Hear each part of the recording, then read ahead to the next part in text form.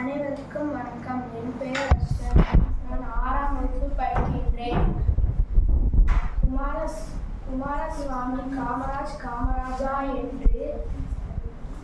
என்று பிரபலமாக பேசியுள்ளார். 1903ஆம் ஆண்டு தமிழகத்தில் உள்ள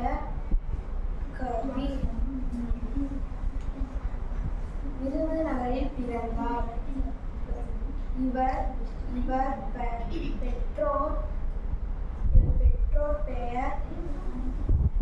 பெற்றோரான தாயார் சிவகாமி அம்மாள், தந்தையான குமாரசுவாமி.